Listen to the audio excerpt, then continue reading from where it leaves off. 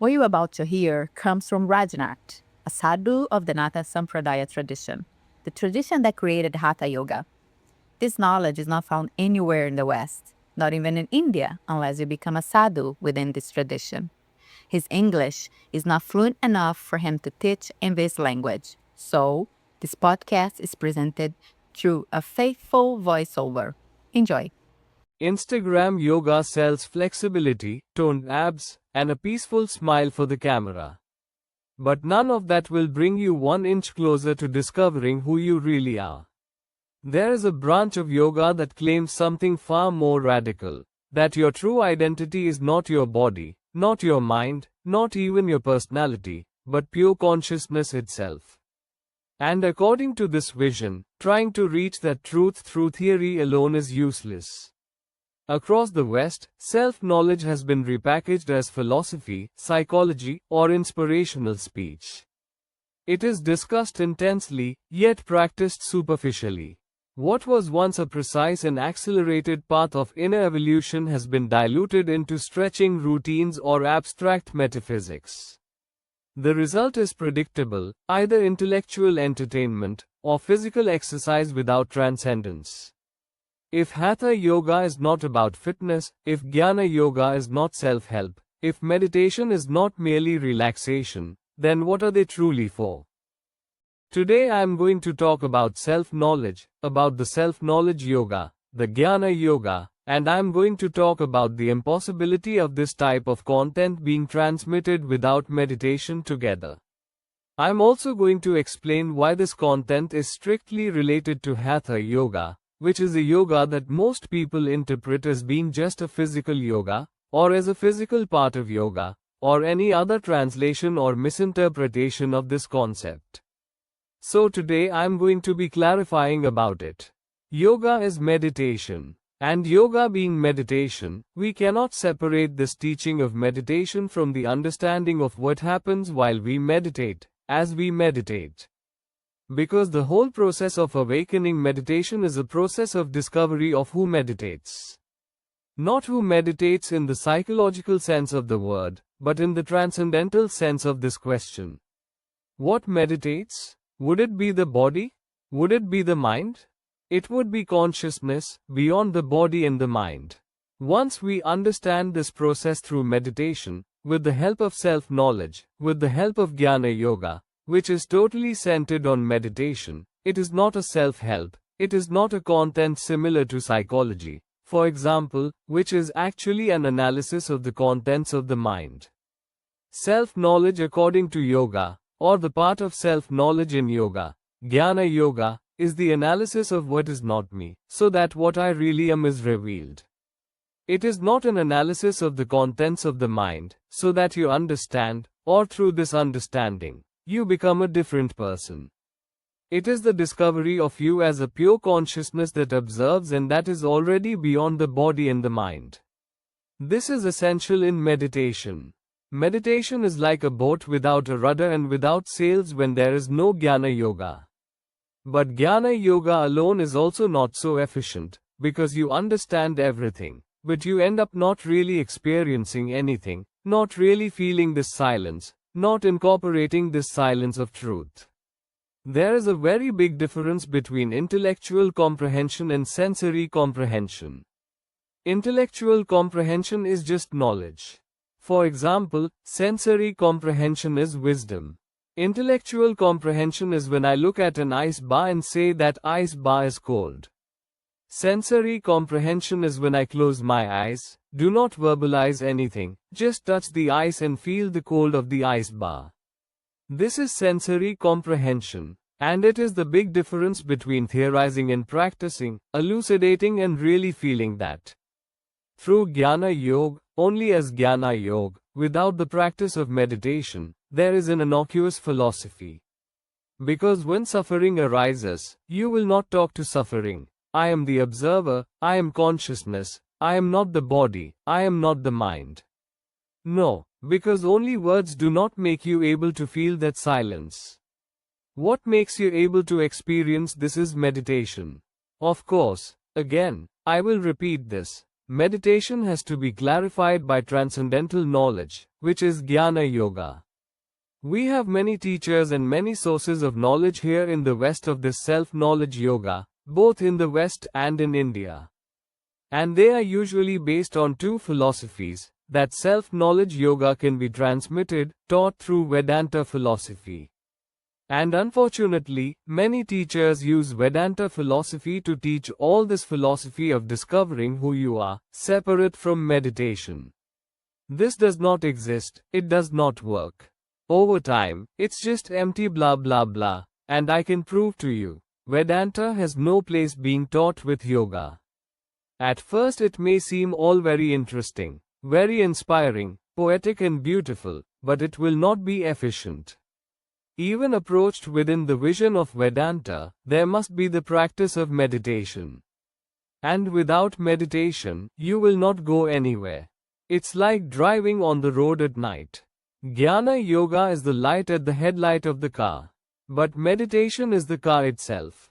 If you just have to turn on the light and not turn on the car, you will see the way, but you will not go through it. You will say, look, what a beautiful way, what a wonderful thing. But you will not feel that for yourself. So you have to have both. But when you transmit this yoga of self-knowledge, Vedanta is not the background philosophy. It is the Siddha Siddhanta Tantra. In the Natha Sampradaya tradition, which is the oldest tantric tradition in India, this tradition in which I became a sadhu, Tantra is used to speed up the process of meditation. I explain in details in my classes why Vedanta is the wrong philosophy to support yoga. And that's where Hatha Yoga comes in. Hatha Yoga is a set of tantric techniques that create an immense evolutionary acceleration in meditation. Obviously, I am referring to Hatha Yoga learned, understood and practiced in the correct way, which is the way sadhus of the Himalayas practice. I'm not just talking about doing a westernized stretching. This understanding, the learning, the correct practice of Hatha Yoga, with postures, breathing exercises and other techniques, such as mudras and layas, only makes sense if they are together with the practice of meditation. Because they were all designed to speed up the evolutionary process of meditation. It depends on person to person, but usually so. What would normally take 12 years, takes 5 years with Hatha Yoga. Or even less. Therefore, the practice of Hatha Yoga without the practice of meditation makes no sense. And this is an interesting theme that I will address more in depth another day. Today I want to address the opposite. The practice of meditation makes no sense to be done without Hatha Yoga. Because if you can get a resource that will make you double the speed of your development, or more than double the speed of your development, why won't you do it? There is no contraindication. There is nothing that will have any negative consequences. There will only be positive consequences. In addition to benefiting meditation, it will still benefit your health. So why not use it? So I don't see much sense in having access to Hatha Yoga, practicing meditation and not practicing Hatha Yoga. And neither I nor any philosopher, master or thinker from ancient India, saw any sense in practicing the philosophy of self-knowledge without the practice of meditation, and the practice of meditation without the philosophy of self-knowledge. The three things walk together in the Natha tradition point of view. All traditions are unanimous in saying, the self-knowledge yoga has to walk along with the intense meditative practice. And the practice of meditation has to walk along with the discovery of your real self. All the ancient sacred scriptures of the Hindus deal with this theme. Brahman, which seems to be an individual self, Atma, is actually the great universal self. Brahman, yourself, is none other than God himself. This is the main and most important central enunciated of Hinduism.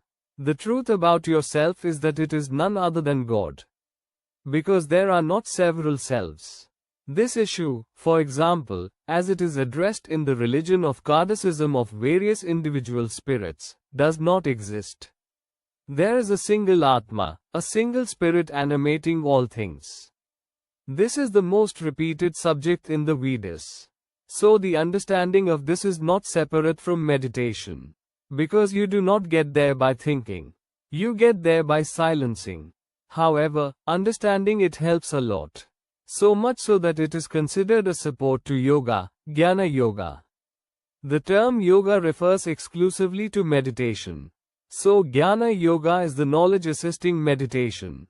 And if meditation is so important for self-knowledge, and we have in Hatha Yoga a science that makes you accelerate your meditative evolution, it is at least foolish not to use it. So I see these three things extremely together. Just like Hatha Yoga alone, it has no real functionality. But it will help your health, even if you do not practice meditation. What about bodybuilding, martial arts? Any sport will also help health. In the physical sense, yoga does not stand out much.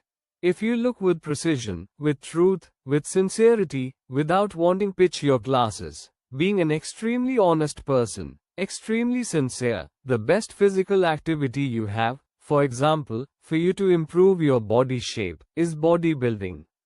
So all these people who says that yoga loses weight, there are many other physical activities much more efficient for this purpose than yoga.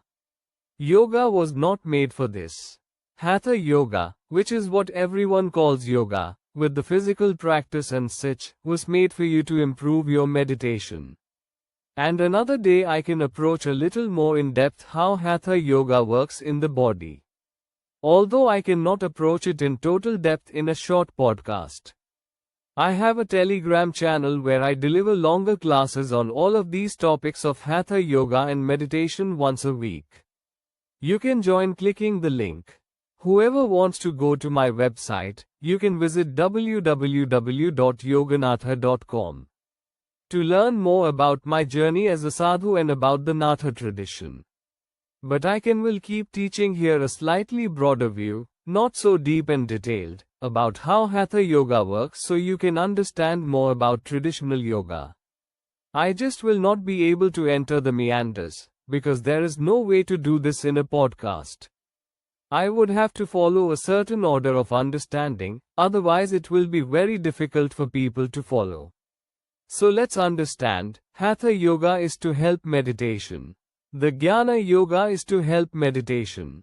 Everything that is something yoga, is to help yoga, which is meditation. They are support techniques for yoga practice, which is the meditative practice. Practicing only Hatha Yoga, you will only have health benefits. And there are other more efficient physical activities for physical benefits, because it was not for this purpose that Hatha Yoga was created. Practicing only meditation, you have the essentials, but it will take a long time for you to develop. Both Hatha Yoga and self-knowledge yoga can clear the way for you to walk consciously, to know where you are going and what is happening. And only Jnana Yoga, the self-knowledge yoga alone, becomes a very interesting philosophy, but it does not make you incorporate knowledge. Meditation serves for this, to take everything you learned and understood in Jnana Yoga, and bring it to your physical selves. Meditation is the incorporation of silence. When you also practice Hatha Yoga, due to the fact that the meditative evolution is faster, you can feel it in a much clearer way, because it will be a much more intense process. Therefore, what I have to contribute to you today is this view, that self-knowledge yoga, Hatha Yoga, and meditation are extremely inseparable. They are the three main practices. They are part of the same body. They have to be one thing. Head, trunk and limbs. Not only the limbs are the body. Not only the trunk is a body. Not only the head is a body. You have to have the three together. There are other yogas, that is, other meditative supports, but I do not consider them essential. These three are the most important. Jnana Yoga, the self-knowledge yoga, for you to understand. Hatha Yoga, to accelerate the meditative evolution. And meditation, because it is what yoga is. If you have any questions, you can join the Telegram channel, where I open space for questions to be sent. And that's it for today's episode. If this conversation sparked your curiosity and you want to go deeper, make sure to subscribe to the podcast so you never miss an episode. And for a chance to have your question answered by me, for those who truly want to explore these teachings in more depth, in my Telegram channel, I share full-length classes once a week about Hatha Yoga and self-knowledge. I'll see you in the next episode.